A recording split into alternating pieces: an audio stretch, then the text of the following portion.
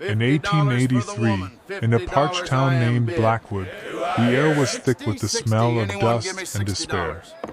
The sun was setting low over the desolate hills, painting the sky the color of a dying ember, and scorching the skin of the men gathered in the square. They had come, as they came every season when the harvest failed and the banks called in their debts, to watch the auctioneer sell off what was left of a family's worth. "Please, just make it quick," Era whispered, so low that only she could hear it. The auctioneer's dry, rasping call cut through the air, but it was not the worst sound. The worst sound was the murmuring of the crowd, low and constant, like flies circling something dead. They stood in a loose ring around a rickety wooden block, and on that block stood a young woman with pale blue eyes the color of a stormy sky. She wore a plain, travel-worn dress, and her hands were clasped so tightly in front of her that her knuckles had gone white. She was not bound. There was no rope.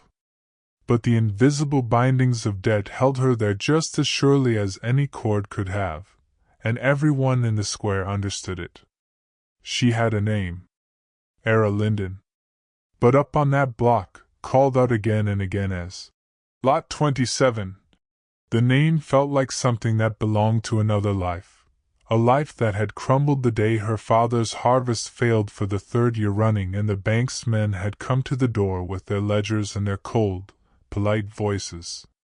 The debt had grown too large to pay in coin, and so it would be paid in years. 3 years of labor, sold to whoever would cover what was owed and put it toward her family's name. That was what the contract said, in the careful, lawyerly hand of Judge Orrin Crow, who held the paper now and stood near the block with a small, satisfied smile on his face.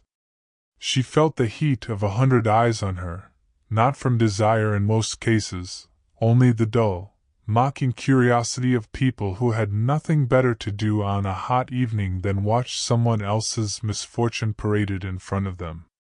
A bearded man laughed too loudly at something his neighbor said.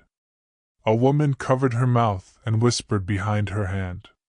Era kept her eyes down, on the dust at her feet, and prayed, though she was not sure any more that her prayers went anywhere, that this would be over quickly. She did not care who bought the contract. She only wanted to stop being looked at. Beside the block stood Judge Orrin Crow himself, a small man in a sharp, too clean suit for a town like Blackwood, his eyes bright with the particular pleasure of a man who enjoyed holding power over people who had none.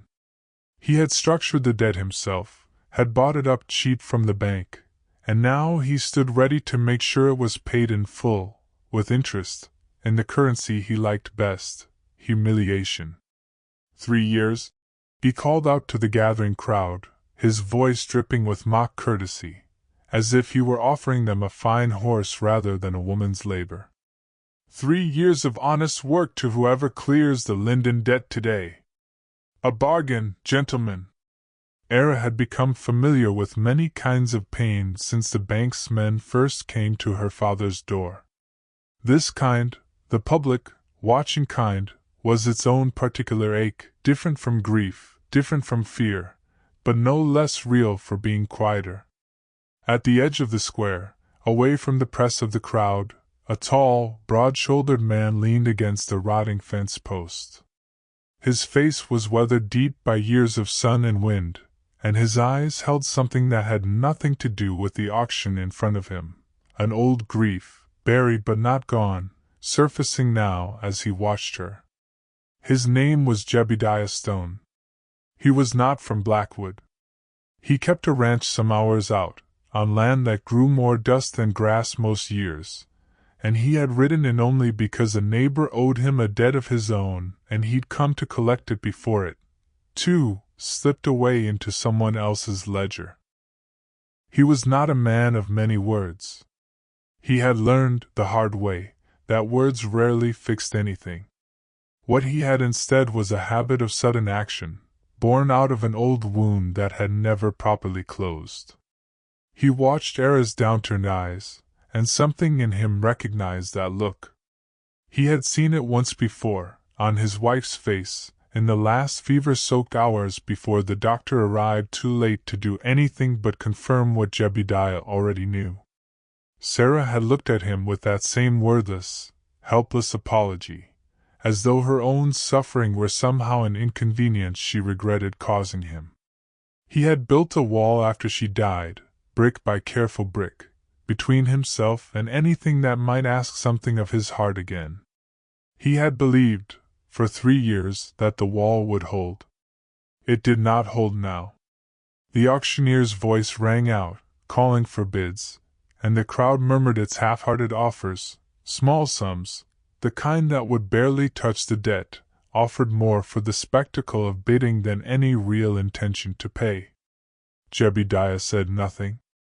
He only watched, his jaw tight, until something in him simply would not let him watch any longer.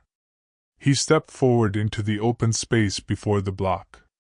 He did not have money. What little he had went into seed and feed and the slow, grinding effort of keeping a ranch alive on bad land. What he had was a single rough nugget of gold, unpolished, threaded with veins of quartz, the one valuable thing he owned. Sarah had found it on the hillside behind their house years before, turning it over in her hands and laughing that it didn't shine like a jeweler's stone, but it had its own kind of beauty all the same. He had kept it in a small carved box on a shelf, untouched, for 3 years. He held it up now in the fading light. The crowd went quiet. Orrin Crow's smile vanished. "That's not legal tender," Crow snapped, his voice sharp with outrage.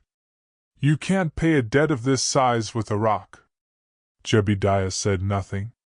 He simply looked at the judge, his eyes steady, and let the silence answer for him.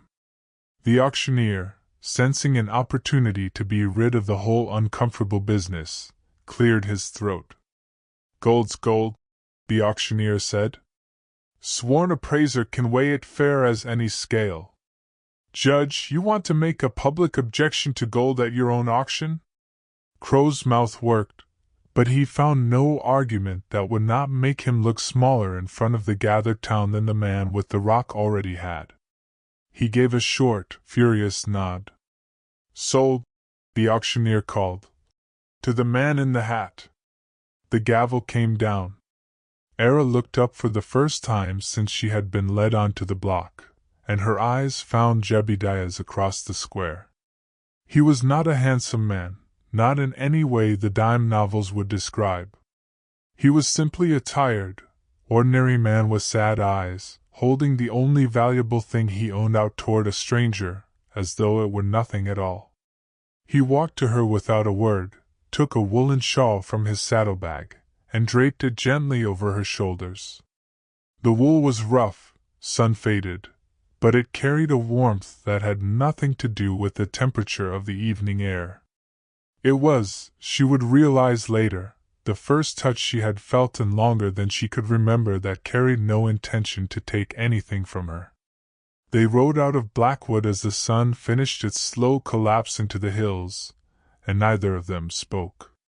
Era sat behind him on the horse, her hands loosely at her sides, watching the broad line of his back sway with the animal's steady gait. She did not know this man. She did not know what he wanted from her, what the next 3 years would hold, whether kindness shown once in a town square would survive the long grind of ordinary days. But something in her, something that had gone quiet and watchful since the bank's men first knocked, allowed itself, cautiously, to believe she would not be harmed. The hills rolled by, dark now against the sky gone the color of a bruise, purple fading into black. She thought of her family, of the debt that had swallowed them, of the fact that she had become, for a little while, a number on an auctioneer's ledger rather than a daughter or a sister or a woman with a name. She raised one hand and looked at the calluses already forming on her palm from years of hard work on her father's failing farm, proof of a life that had been measured, weighed, and found wanting. She had thought, in her darkest hour on that block, that it might be easier not to exist at all than to exist only as something to be bought and sold. The thought frightened her now, distant as it already felt, riding through the cooling dark with a stranger's shawl around her shoulders. The ranch, when they reached it, was a small, plain house with a sagging porch and a fence that had clearly been fought over with more patience than skill. Jebediah led her inside, lit a lamp, and showed her to a small, clean room at the back of the house. He said little, only that she should rest, that there was water in the basin, that he'd see to her in the morning, and then he left her alone, closing the door softly behind him. She noticed, with a small and unfamiliar relief, that the door had no lock. In the days that followed, the silence between them was not the silence of fear. It was something else, two people circling the edges of trust, learning each other through small gestures rather than words. Jebediah worked the fence line every morning, the same stretch of rotted post and rail he seemed determined to mend one board at a time, as though the act of fixing something small and physical might, by some quiet alchemy, help him fix what could not be touched. Era watched him from the porch the first few mornings, unsure of her place, until one day she simply walked out and began handing him nails before he asked for them. He looked at her, surprised, and something in his weathered face loosened, just slightly. He did not say thank you. He did not need to. She learned the rhythms of the ranch the way she had once learned the rhythms of her father's farm, not from instruction so much as from watching and doing. The mornings began early, before the heat could climb into the day, with the dull clank of the bucket against the well's stone lip, and the soft complaint of hens disturbed from their roost. She fed the chickens, scattering grain and white ox the way Jebediah had shown her without a word, simply by doing it himself the first morning and letting her watch. She learned to milk the one stubborn cow, a contrary animal who seemed to test her patience daily, and who nonetheless became, in time, a small source of pride whenever the bucket came back full and unspilled. The work was hard in its own way, but it bore no resemblance to the work she had known under the baker's roof or in any of the places that alone had carried her before Jebediah's gold changed the course of things. There was no fear folded into the labor here, no flinching at a footstep behind her, no calculation of how to make herself small enough to be overlooked. The ache in her arms at the end of a long day was simply the ache of having done something, of having built rather than merely endured. She helped birth a full one cold spring night, her hands shaking with both fear and a fierce, unfamiliar exhilaration as the wet, trembling creature found its legs for the first time.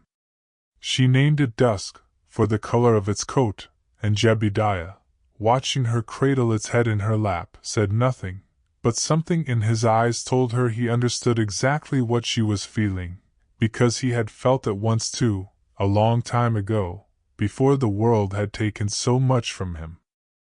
The evenings settled into their own quiet pattern. She would sit on the porch steps shelling whatever beans the garden had given up that week, and Jebediah would come in from the fence line with the particular smell of sun and sweat, and cutwood clinging to his shirt, and for a long while either of them needed to say much of anything. The silence between them had changed its character entirely from those first uncertain days. It was no longer the silence of two strangers measuring each other across a gap of fear and obligation. It had become something closer to companionship, the kind of quiet that did not need filling. The biscuits he left on the table each morning became a kind of unspoken ritual between them, a plate set out before he went to the fence, a cup of coffee gone half cold by the time she woke. She began to look forward to the smell of wood smoke and coffee threading through the house each morning, the smell of something steady, something that did not change or threaten to be taken away. One evening, weeks into her stay, they sat together on the porch as the sky burned orange and then purple over the western hills. The cooling air smelled of dust and sage and the particular sweetness of evening dew settling on dry ground. Era had grown bold enough, by then, to ask the question that had been sitting in her chest since the day he bought her contract. "That stone," she said. "What was it for?" Jebediah went very still. His hands, resting on the porch rail, tightened slightly, as though he were holding on to something only he could feel slipping. The peace that had settled into his face over the past weeks gave way to an old, familiar sorrow. "It was my wife's," he said finally, his voice low and rough, like a man unused to using it for anything but necessary words. "Her name was Sarah. She found it out on the hill behind the house. Said it didn't sparkle like a jeweler's stone, but it had its own kind of beauty. Same as our life out here, she used to say." Era said nothing. She only listened, picturing a woman with a quiet smile and dirt-streaked hands, turning a rough stone over in the fading light the way Jebediah might once have turned over the question of whether he deserved to be happy. "She took a fever," he went on, his voice dropping further, as though even now the words cost him something to spend. "Doctor was 2 days' ride. I went anyway. Rode like the devil himself was chasing me. By the time I made it back with him, it was too late." He paused, his jaw working. "She died in my arms. Wasn't a thing I could do but hold her." Era felt the old, familiar ache of helplessness rise in her chest, not her own this time, but his, borrowed and understood all the same. She knew that particular grief, not the grief of losing something taken by force, but the grief of losing something to circumstance, to bad luck, to a world that simply did not care enough to be kind. "I kept the stone," he said. "Told myself I'd never part with it. Then I saw you up on that block, and I thought—" He stopped, shook his head slightly. "I don't rightly know what I thought. Only that I couldn't watch and do nothing." Era looked up at the darkening sky, and a memory rose unbidden from somewhere far back in her childhood. "When I was small," she said softly, "my mother used to tell me I'd marry the kindest man in the world, and he'd pay a fortune in gold and silver for the privilege, and I'd live a grand, happy life." She let out a short, unsteady laugh, equal parts bitter and warm. "She was half right, I suppose. You're the kindest man I've met. You just paid for me with one rough little stone." Jebediah looked at her for a long moment, and then, for the first time since she'd known him, he laughed, a real laugh, low and warm, rusty with disuse but genuine all the same. It was not a laugh of joy exactly. It was something closer to relief, the sound of two people setting down a weight they had each been carrying alone for too long. The fragile peace did not last undisturbed. One clear morning, a horse and rider appeared on the road, and behind them rode Judge Orrin Crow and 2 broad-shouldered men whose purpose was plain in the set of their shoulders. Crow wore his finest suit, though the dust of the road had already begun to dull its shine, and his smile was the same smile he had worn back in the square, the smile of a man who believed the world owed him whatever he decided to take from it. "Evening, Stone," Crow called out, his voice carrying easily across the yard. "Thought you might be hiding out here. A rock isn't legal payment, and you know it. The debt's still owed." Era felt the old fear rise in her chest, sharp and immediate, the fear of the auction block returning as though it had never left. She reached for Jebediah's hand without thinking, and he took it steady, his grip neither tight nor desperate, simply present. "I didn't buy her," Jebediah said, stepping forward, his voice carrying a weight Era had not heard from him before. "I bought her freedom." "That's a different thing, Crow, whatever your ledgers say." Crow's smile thinned. He reached for the small dagger at his belt, more for show than any real intention, Era suspected, though the gesture still sent a cold spike of fear through her chest. "You'll pay for your foolishness, Stone." Jebediah did not draw a weapon of his own. He simply stood his ground, his shoulders square, his eyes steady on the judge's face. "I'm not afraid of you," he said. "Take the gold back if the law says you must. But you'll not take her. Her freedom isn't a debt to be collected. It's not yours to take in the first place." Crow looked between them, at Jebediah's unmoving resolve, at the new, unfamiliar steadiness in Era's eyes, the eyes of a woman who had decided, somewhere in these past weeks, that she would not go back to being someone's ledger entry.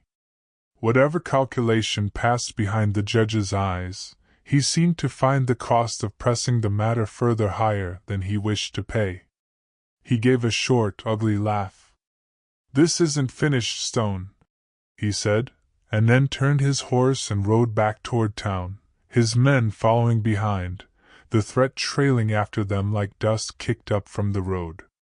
It did not feel like victory exactly, but it did not feel like defeat either.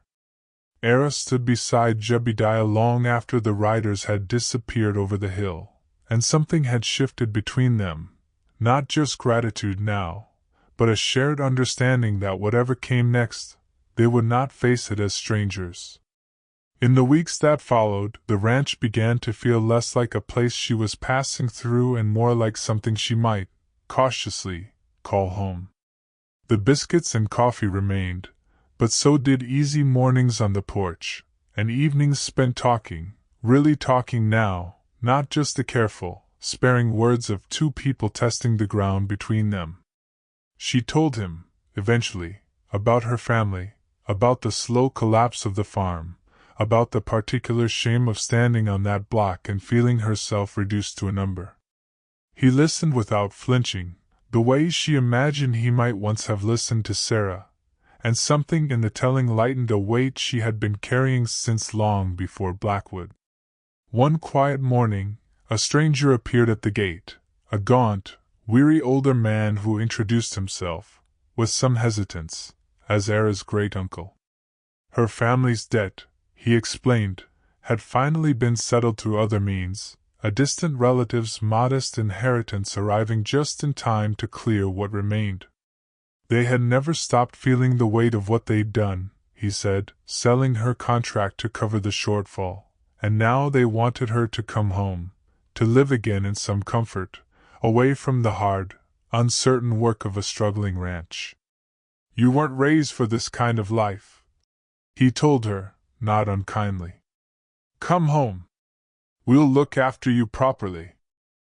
Era looked toward Jebediah, who stood near the fence as he often did, silent, his face giving away nothing of what he felt, though she had learned by now to read the small things, the tightness at the corner of his eyes, the stillness in his hands.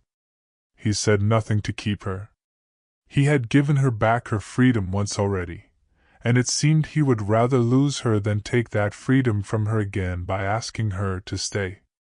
She felt the pull of both directions, the old comfort of a family home, of a life without the constant labor and uncertainty of the ranch, and the new, harder-won comfort of a place where she had begun, slowly, to feel like herself again.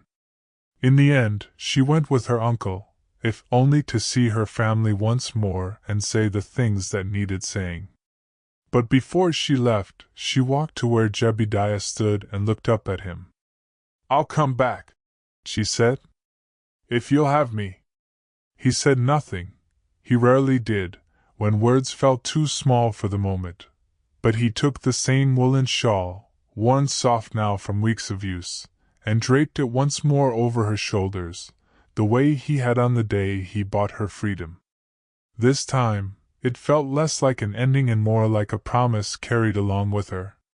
The days at her family's home were quieter than she expected, full of careful, healing conversations with parents who had spent 3 years living with the shame of what circumstance had forced them to do.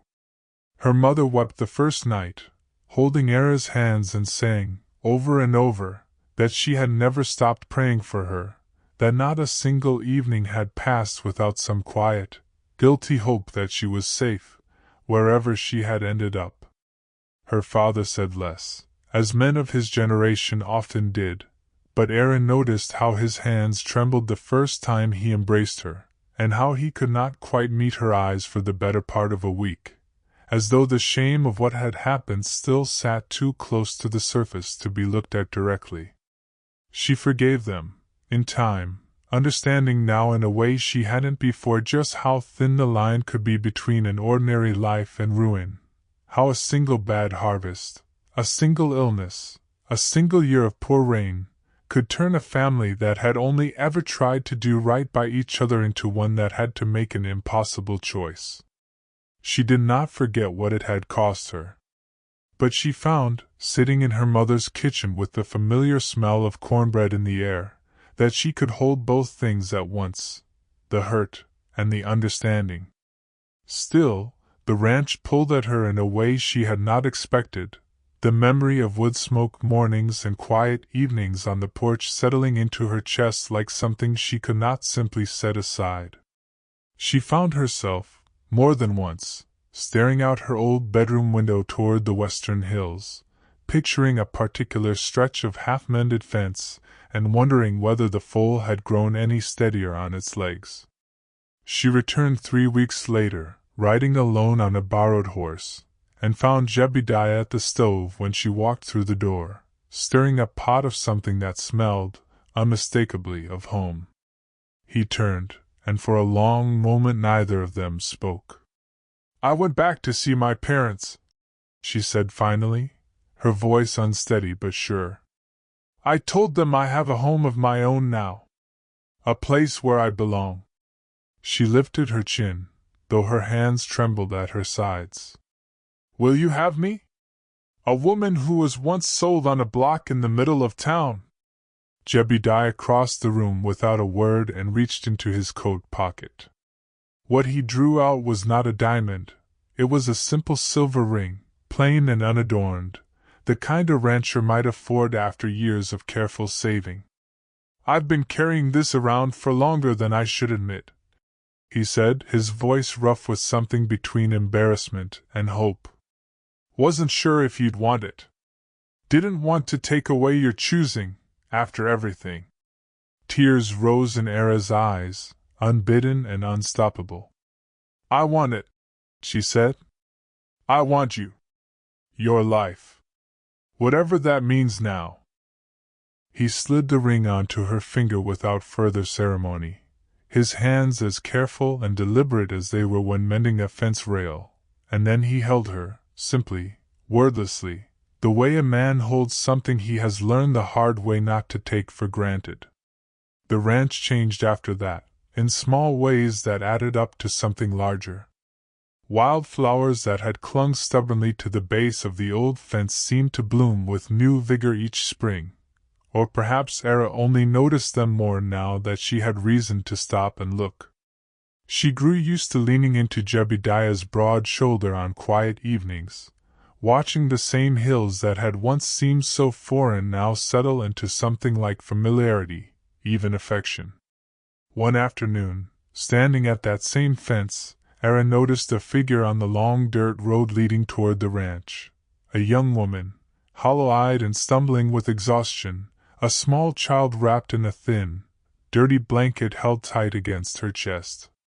As the woman drew closer, Era could see the hard lines etched into her face by sun and hardship, the same kind of weariness she remembered feeling herself, once, in another life that already seemed impossibly far away. The woman stopped at the gate, hesitating, as though she believed it marked some boundaries she had no right to cross, a line between a world that had cast her out and one she had no claim to enter. Era recognized that hesitation immediately. She had worn it herself, once, standing in a town square with her eyes fixed on the dust at her feet, certain that whatever kindness existed in the world had already been spent on someone more deserving than her. She walked out to the gate without a word, reached out, and laid a gentle hand on the stranger's shoulder. The woman flinched at first, the way a person flinches who has learned that hands reaching toward them rarely mean anything good, but she did not pull away. There was no need to ask what had brought her here. The answer was written plainly enough in her exhausted, frightened eyes, in the way her arms curled protectively around the sleeping child, in the careful, defeated way she held herself, as though she had long ago stopped expecting the world to be gentle with her. "Come in," Era said, her voice warm, certain, carrying none of the fear that had once lived in her own throat when she stood on a similar threshold. "You're safe here." She opened the gate, and as she did, she understood, with a clarity that settled deep into her chest, that her own healing had never been meant to end with her. It was something to be carried forward, offered to the next person standing at the edge of a world that had given up on them, in the hope that someone, anyone, might still be willing to open a gate and let them in. Jebediah came out onto the porch as the two women crossed the yard, and he said nothing, only nodded once, the same quiet acknowledgment he gave the fence each morning before mending it, as if to say that this, too, was simply the next thing that needed doing, and they would do it together. This was the story of Blackwood, and of a lonely rancher and a woman the town had once reduced to a number on an auctioneer's ledger. It was a story about the long, unglamorous work of healing, about the kind of love built not on grand gestures but on biscuits left out each morning, fences mended one board at a time, and a single rough stone given freely when it mattered most. It was a story about a debt that could never truly be measured in gold, and about what it costs, and what it gives back, to refuse to look away from someone else's suffering. It was, in the end, a story about what it means to give someone back their name,